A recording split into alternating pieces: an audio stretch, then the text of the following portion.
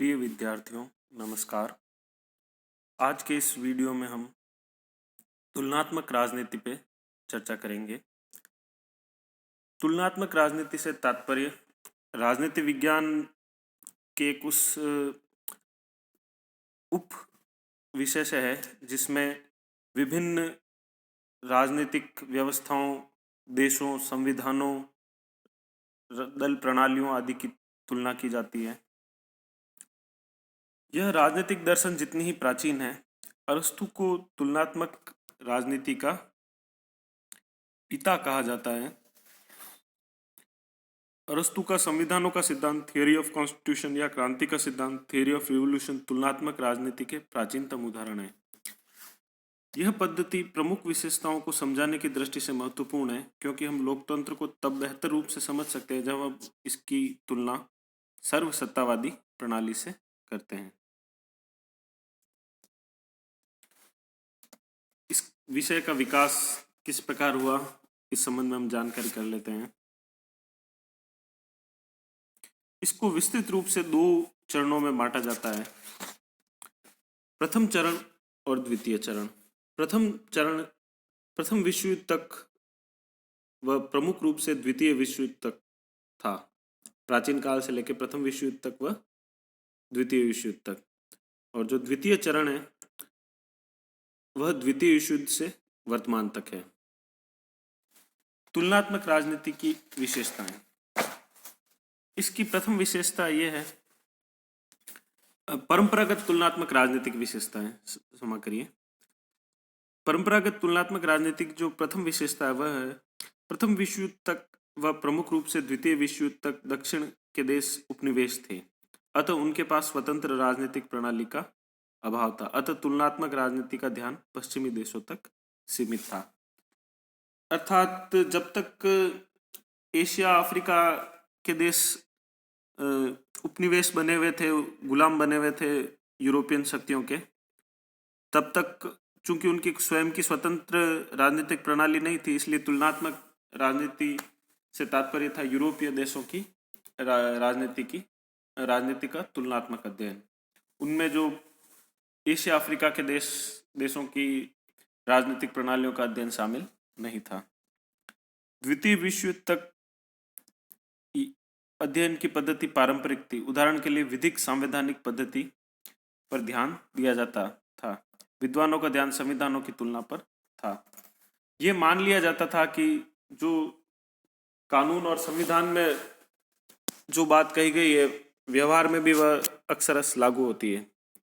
ऐसा काफी हद तक पश्चिम के देशों के लिए तो सत्य था, परंतु जो उपनिवेशिक देश थे, नव स्वतंत्र देश थे द्वितीय विश्व युद्ध के बाद जो स्वतंत्र हुए, उनमें ऐसा नहीं था। उनमें सबने सामान्यतः अपनाया तो आधुनिक जो संवैधानिक प्रणालियों को था, परंतु उनका समाज का विकास उस स्तर का नहीं था। समाज, अर्थव्यवस्था आदि पारंपरिक थे। इस कारण से उनकी जो राजनीतिक प्रणाली का अध्ययन मात्र संविधान और कानून की तुलना से यदि किया जाता था तो गलत निष्कर्ष ही प्राप्त होते थे। प्रारंभ में यह संविधानों का अध्ययन था, जबकि द्वितीय विश्व युद्ध के बाद यह राजनीति का अध्ययन बन गया, जो नई पद्धतियों पर आधारित है। यदि हम परंपरागत तुलनात्मक राजनीति को सरकार का अध्ययन कहने की बजाय राजनीति का अध्ययन कहें तो बेहतर होगा। अब हम आधुनिक तुलनात्मक राजनीति की विशेषताओं पर ध्यान देते हैं। द्वितीय विश्व युद्ध के बाद हम विऔपनिवेशीकरण की प्रक्रिया देखते हैं। भारी संख्या में देश स्वतंत्र होते हैं, अनेक नए संविधान अस्तित्व में आते हैं, अतः विषय के दायरे का विस्तार होता है। अब इसमें पाश्चात्य राजनीतिक प्रणाली के साथ साथ गैर पाश्चात्य राजनीतिक प्रणाली भी समाविष्ट हो जाती है।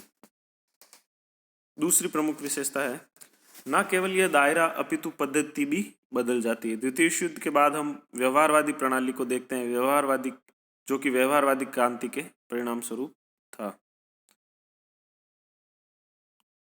व्यवहारवादी पद्धति का सर्वाधिक प्रयोग भी आधुनिक तुलनात्मक राजनीति के क्षेत्र में ही किया गया है।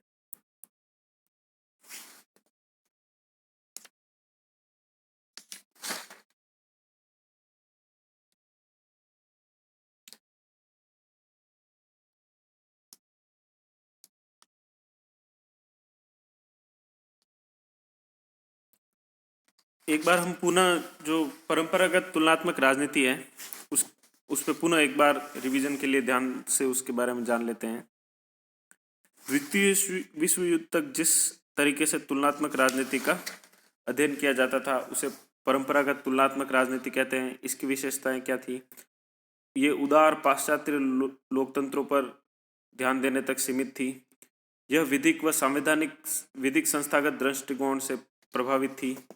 इसकी सीमाएं दायरे की दृष्टि से ये सीमित केवल पश्चिमी देशों तक सीमित थी, अतः इसे संकीर्ण या पैराकियल या नृजातीय एथनोसेंट्रिक भी कहा जाता है। परंपरागत तुलनात्मक राजनीति को स्थिर या स्टैटिक कहा जाता है। वे संविधानों का अध्ययन कर रहे थे। वे संविधानेतर या एक्स्ट्रा कॉन्स्टिट्यूशनल फैक्टर्स और डेवलपमेंट्स या गतिशीलताओं का ध्यान नहीं दे रहे थे, अतः अध्ययन गतिशील या डायनेमिक नहीं था। परंपरागत तुलनात्मक राजनीति मुश्किल से ही तुलनात्मक थी, क्योंकि पश्चिमी देश एक दूसरे से संस्कृति, समाज, आर्थिक प्रणाली, विकास के स्तर की दृष्टि से अधिक भिन्न नहीं है, अतः अधिक विरोधाभासी लक्षण नहीं पाए जाते। वास्तव में जो विरोधाभासी लक्षण या कॉन्ट्रास्टिंग फीचर्स है विकासशील क्षेत्रों के अध्ययन के शुरू होने के पश्चात ही सामने आए। गैर पाश्चात्य विश्व समाज, संस्कृति, अर्थव्यवस्था, परंपराओं और राजनीतिक प्रणालियों की दृष्टि से अधिक विविधतापूर्ण है। आधुनिक तुलनात्मक राजनीति एक जीवंत अनुशासन है। राजनीति विज्ञान में अधिकतर शोध कार्य तुलनात्मक राजनीति में ही हो रहा है। विकासशील देशों की राजनीति को समझने के लिए विद्वानों को नई पद्धतियां आविष्कृत करनी पड़ी हैं, जो संविधानों के अध्ययन से परे जाकर समाज, संस्कृति व अर्थव्यवस्था का अध्ययन कर सके। आज तुलनात्मक राजनीति बहुअनुशासनात्मक व काफी हद तक एक वैज्ञानिक विषय है। आधुनिक तुलनात्मक राजनीति की जो प्रमुख पद्धतियां हैं उनके बारे में हम उनको जान लेते हैं। उनकी जो सूची है वो इस प्रकार है। प्रथम, व्यवस्था उपागम या सिस्टम अप्रोच। द्वितीय, संरचनात्मक प्रकार्यात्मक उपागम या स्ट्रक्चरल फंक्शनल अप्रोच।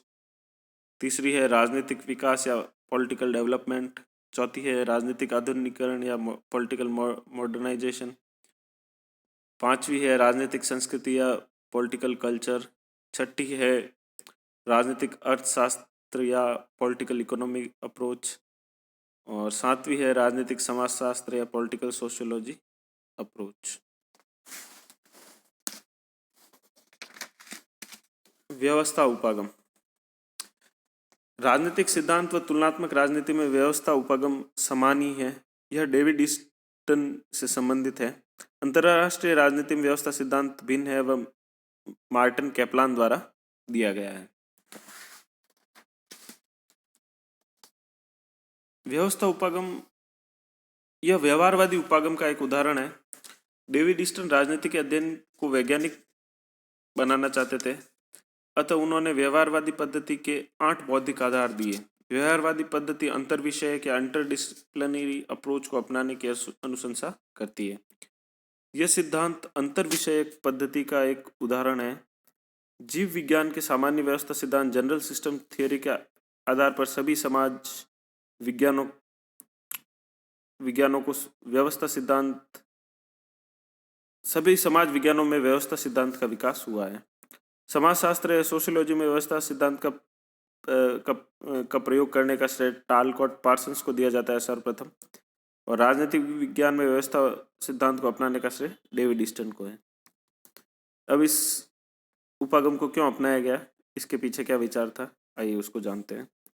संविधान का अध्ययन पर्याप्त नहीं है, अतः सामाजिक, आर्थिक व सांस्कृतिक कारकों को समझना आवश्यक है। इसलिए डेविड ईस्टन ने राज्य व सरकार के अध्ययन के स्थान पर राजनीतिक व्यवस्था या पॉलिटिकल सिस्टम की अवधारणा प्रस्तुत की। अब व्यवस्था सिद्धांत की कुछ आधारभूत मान्यताएं होती है, आइए हम उनको जानते हैं। प्रथम है व्यवस्था की अवधारणा। व्यवस्था आपस में अनुक्रियाशील कारकों का जमावड़ा होता है।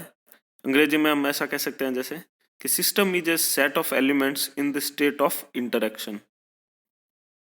अनुक्रिया कैसी होती है? व्यवस्थित होती है, स्ट्रक्चर्ड एंड पैटर्न इंटरेक्शंस।